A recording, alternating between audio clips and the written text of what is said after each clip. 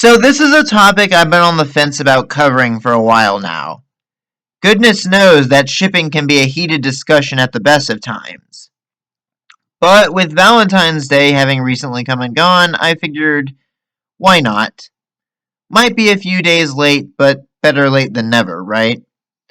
All I ask is that we try to keep things civil in the comments section. These are my thoughts and opinions about fictional relationships. I'm not out to offend anyone or to attack anyone personally, and if you disagree with anything I say in this video, I sincerely hope you'll have the decency to be civil about it. With that being said, here's the rundown of how this video is going to work. I'm going to be going over each Canon champion romance and briefly discussing my personal thoughts and opinions on each one. Writing romance can be a tricky affair, especially in this day and age, so I think it's worth analyzing and discussing how well Wright has pulled it off over the years. I won't necessarily be doing these in any real order, so this isn't a worst to best or best to worst list. Also, I won't be tackling Valmar and Kai or Viego and Isolde, because I already covered the former in my Varys video, and the latter is frankly a very loaded topic. Anyways, without further ado, let's begin.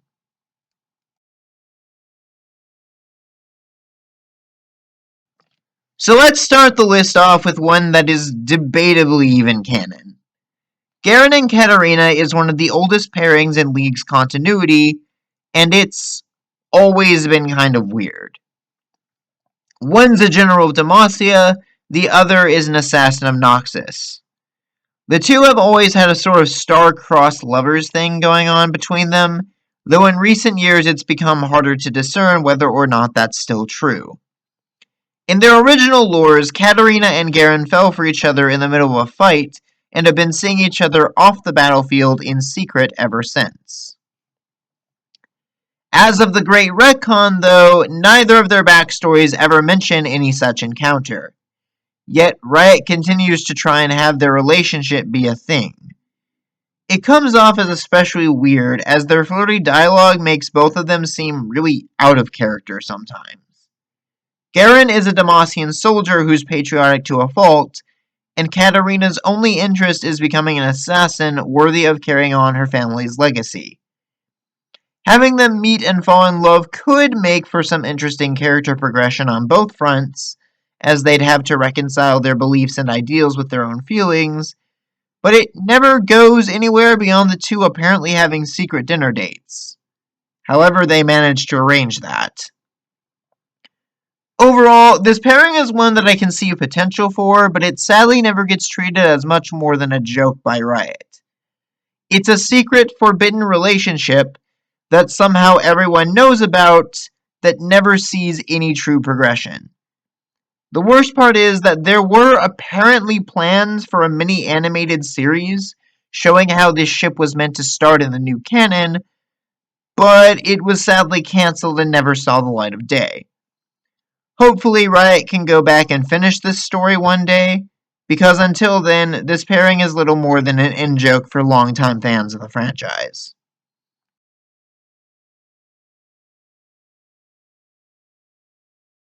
The fridged girlfriend trope is one that's often looked down upon. When a love interest is introduced for no purpose other than to place some element of tragedy in another character's backstory. Senna was exactly that in her inception. Lucian's wife, whose soul got stolen by Thresh, leading to the Purifier's one-man crusade against the Shadow Isles and the Undead. The lore always implied that Senna was supposed to be a capable ghost hunter as well, until she sacrificed herself to save Lucian. But that initial image we got of her as a terrified woman in a plain white dress didn't exactly sell that image. Now, to be fair, I think anyone would rightly be scared out of their mind after being imprisoned in a lantern to be tormented for all eternity, but yeah, Senna was just meant to be the tragedy driving her husband and little else. Until they brought her back as a champion and made her into a proper badass. Honestly, while I have gripes with the three revived champions as a whole, I think Senna was handled the best out of all of them. She's capable, strong, confident, but doesn't come off as being an overbearing girl boss. Senna doesn't overshadow her husband, but works alongside him. You see the chemistry these two have, but also their vulnerabilities. Being separated like they were has clearly taken its toll on them. Lucian becomes hyperprotective of her, while Senna is clearly traumatized by her time in Thresh's Lantern. Overall, I think these two have a great dynamic. Until Rise of the Sentinels happens and makes both of them into idiots and jerks. Honestly, the idea of Lucian and Senna becoming mirrors to Viego and Isolde would have been fantastic if it were just executed better, but I'm sure you all would rather I not get into another rant about that whole event. So we'll just end this segment by saying that I think Lucian and Senna have a really strong dynamic when written competently.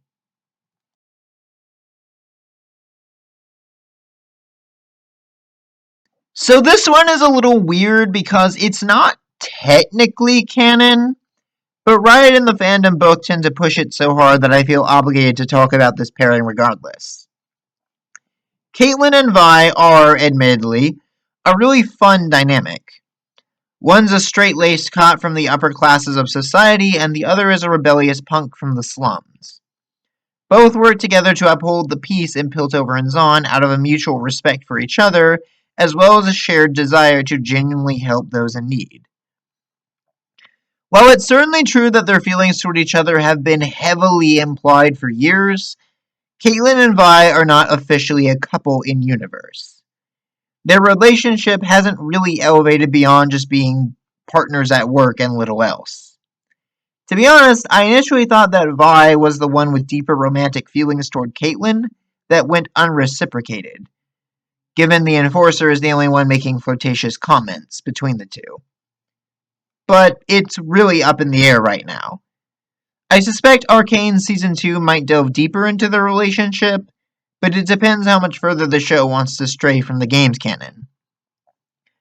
Overall, Caitlyn and Vi are a fun pairing I wouldn't mind seeing explored more. If only Riot could stop dancing around it.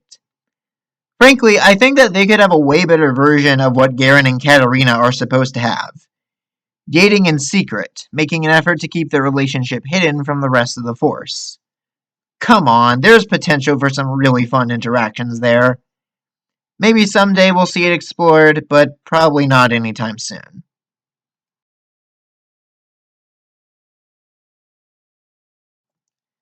And now we delve into what might honestly be one of my least favorite pairings in the current canon. Udyr and Lee Sin feels so half-baked to me. Like, their story went from them being friends to having an implied romance, and it really just feels so tacked on. For those unaware, Udyr and Lee Sin are both characters that struggle to control the spiritual power inside them. They meet and fight in the Freljord until exhausting one another, allowing the men to talk things out once their spirits have finally calmed. Lee agrees to take Udyr back to Ionia where they can train together, until Udyr has to return to the Freljord because he can feel the local spirit gods getting restless all the way across the ocean. It was a neat way to tie two characters with a similar concept together, as well as justify why Udyr had vaguely Asian elements in his design, but the Udyr rework implies that his relationship with Lee Sin runs deeper than a simple friendship. And that's the key issue here. Implies. Like, Riot's been dancing around Caitlyn and Vi in canon for years, but at least it feels like there's potential there because we can see the two interact. Here, it's one vague sentence and one slightly flirtatious in-game interaction. Riot's trying to hint that Udyr and Lee Sin became lovers, but that doesn't mean anything when their entire relationship begins and ends off-screen. It goes nowhere and amounts to nothing, which is not how you write a romance. The bio at least makes an effort to show how they became friends, but we never get to see them becoming more than that. Do the two even really have chemistry? It's hard to say considering they barely have interactions with each other.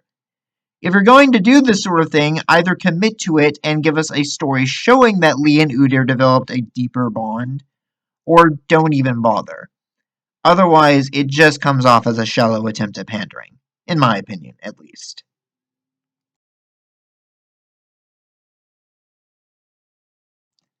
And speaking of things that seem a little shallow, did you guys know that Darius had a love interest? Her name was Quilletta, a childhood friend of both him and Draven that wound up joining and serving in the Noxian military when their homeland was conquered. While her addition to Darius's backstory initially came off as rather contrived to me, her story in the comic is at least more than what we get for certain other pairings. Here's the basic rundown. Quilletta was loyal to Noxus just like Darius. But after seeing the horrors her country would commit in Ionia, even losing an arm to one of their chemical weapons, she turned and began a rebellion. Darius was the one charged with putting down said rebellion, but as he tries to convince Quilletta to turn back around, an assassin kills Quilletta with a dagger to her throat. Honestly, Quilletta feels like yet another attempt at a Garen and Katarina dynamic, albeit played much more seriously. Her role in the story is ultimately to test Darius's devotion to his nation, whether his loyalty to Noxus outweighs his affection for the woman he loves. Ultimately, he doesn't even really get to make that choice, which is fitting. When it comes to Noxus, there is no choice. In their eyes, you either surrender and conform, or you die. A shame that nothing ultimately comes from this.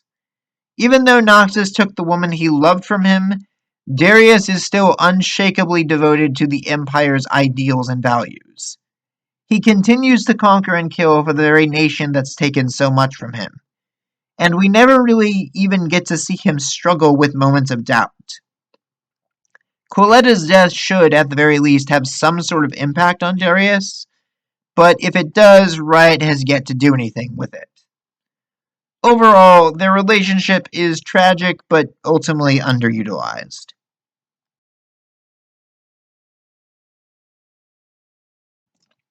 And on the matter of tragic relationships, it's time to talk about arguably one of the more popular pairings in League. I'll be honest, Diana and Leona are a couple that I initially didn't care for much, but I've warmed up to them over time. The thing I think people struggle to reconcile with is that they are effectively exes. They did have a strong and even somewhat healthy relationship at one point, but they've grown distant over time. In no small part due to the fact that they now lead different cults that are at war with each other. The term star-crossed can be applied to quite a few of these couples, but Diana and Leona take it to a literal extreme. The Solari, who worship the sun, believe that the moon-worshipping Lunari are heretics and have been trying to crush their faith for centuries. The Lunari, in turn, have resorted to assassinating powerful Solari figures out of sheer desperation. They want to live in peace, but if the Solari are insistent that only one heavenly light can be revered, then the Lunari know which one they'll side with. Diana and Leona, despite being in a perfect position to try and end this war, and even wanting to do so, know that it's not exactly easy to sway centuries worth of hate and prejudice. In fact, if anything, they've been influenced by their own cults' respective dogmas, even though they've both seen visions of the sun and moon aspects fighting together in the past. Frankly, I think that's my biggest issue with this pairing, and the reason why I was initially against it so much. The universe itself is going out of its way to tell these idiots that their cults can be united, but they're too stubborn to accept it. I mean, they even witnessed another pair of Solari and Lunari lovers being made into a constellation, however that works, and they're still at war. I guess we'll have to wait and see where their storylines take them, but for now, there's room for them to get back together. Or maybe they'll keep trying to kill each other. Who can say?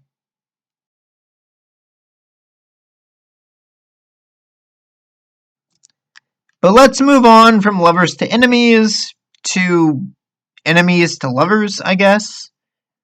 Graves and Twisted Fate are odd to me.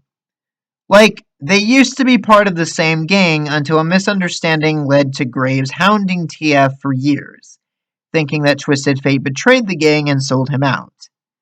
After that misunderstanding was resolved in Burning Tides, though, they decided to go back to being partners in crime, and maybe something more? I'll be honest with you all, I never really saw these two as boyfriends. Like, their dynamic to me has always been that of a comedy duo, like Miguel and Tulio from Road to El Dorado. Yes, I understand that that can be a ship dynamic, but if it weren't for Riot themselves pairing the two so hard in recent years, I don't think I'd ever have really picked up on any romantic tension. Am I dense for not seeing that? Maybe, but I feel like it's more of a case of the ship not really mattering all that much. Like, regardless of whether or not there's any underlying romantic tension, the dynamic stays the same. Graves is an idiot, TF is slightly less of an idiot, and they get by together through a mix of brawn, cunning, and a whole lot of luck. Their adventures are fun, wacky, and overall entertaining to read, regardless of whether they're partners, friends, boyfriends, or whatever. Overall, I guess my opinion is overall kind of indifferent on this ship. At the end of the day, these two are hilarious together, and that's the entire point.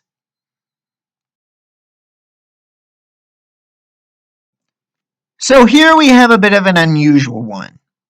When Nami was added to Legends of Runeterra, she was thrown into a polyamorous relationship completely out of the blue. No pun intended. These are the Mirai Songstress and the Abyssal Guard, whom Nami refers to as her heart and soul, respectively. Their real names are Tama and Lodo, and they're effectively the polar opposites of one another. Tama is optimistic and upbeat, while Lodo, well, he needs a vacation. Apparently, it's actually common in Nami society for poly relationships to happen.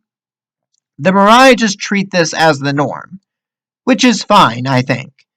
Of course, the underwater civilization of fish people would have different views and customs than surface dwellers. I only wish that it didn't feel quite so random. Like, Nami's entire story is about her quest to save her people from the void, and never before has it been mentioned in any capacity that she was in a relationship. These two followers just kind of come out of nowhere and talk about how they love Nami and each other. Please don't misunderstand though, I'm not saying I'm entirely against these two. I actually think Tama and Lodo have some interesting potential, especially with Nami sort of being a middle ground between their two ideologies. Nami, like Lodo, has seen the horrors of the void and understands the threat it possesses. Like Tama, though, she can remain optimistic even in the face of such hardship. I just wish we got to see more of these three. Give us a short story showing how they met, or at least how they function. Maybe we could see the Mirai lovers fighting void monsters together, I don't know. It's a similar issue to Udyr and Lee Sin, honestly. It's a lot to ask for me to get invested in a romance that develops entirely off screen. At the very least, these three feel a bit more believable with their interactions. Now the only question is if Riot will ever follow up on it.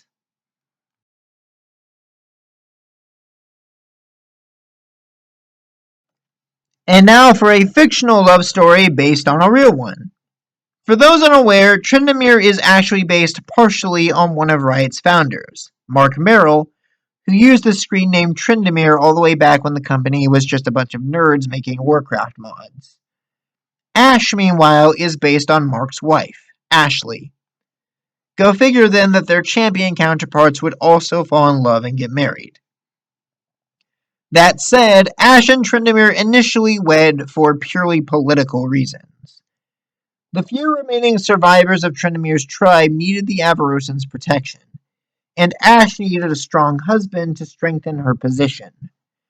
Despite this, a genuine affection bloomed between them over time. Tryndamere devoted himself to protecting Ashe's reign, and Ash helped him to calm the unyielding fury in his heart. A little bit of the Beauty and Beast dynamic, I suppose. It's just such a shame that we don't get to see these two actually interacting more often. Still, I suppose it's hard to find too many complaints, given the inspiration behind this pairing. I can't say I really know much about Mark or Ashley themselves, but their champion counterparts are both fun characters with a potentially fun dynamic I hope we can see explored further in the future.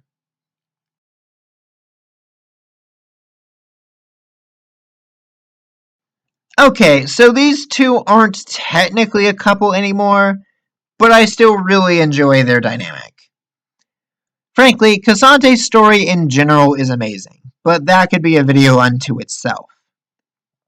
On the matter of Cassante and Tope, though, this is how you write a romance. The bio commits enough time and effort to their relationship while also establishing all the other details of Cassante's story, but also shows, rather realistically, how that relationship falters over time. Now, because I know there's no getting around this, let's go ahead and address the elephant in the room. Yes, some people accuse this of being another example of the bury your gays trope, because even though Riot succeeded in getting an explicitly homosexual male into the game, he's not allowed to be in an active relationship. Yes, I can see why that might come off as problematic, but putting the controversy aside for the moment, I still think it's really well written. Like, Cassante's breakup actively helps him to grow as a character, and his short story is still really charming and fun to read. You can see the chemistry he and Tope have, even if they both moved on from each other. Yes, you could have easily written a version of the story where the two are still together, and even get back together, and I won't deny I'd be curious to see how that direction could be explored. But overall, I think this one is really well written, so that's where I'm going to end my thoughts on the matter.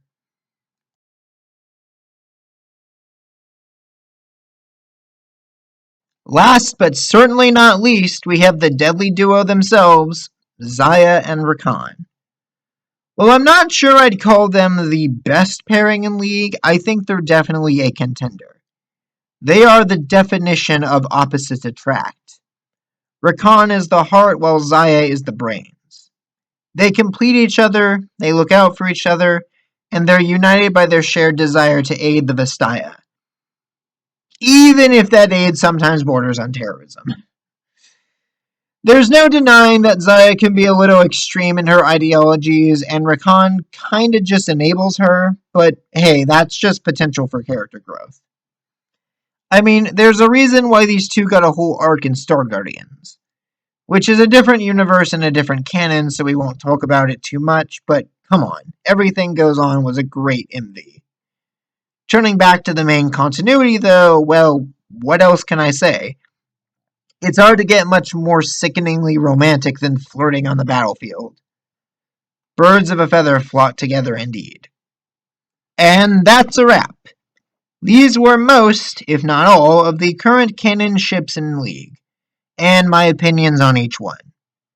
I know there are a few common fan pairings I skipped out on, but if your favorite ship didn't make the list, please don't take it personally. Maybe we can do another video on that topic next year. For now, though, what do you all think? Do you agree or disagree with my opinions? What ships do you most enjoy among League's vast roster? Leave your thoughts and comments down below, and I'll see you all next time.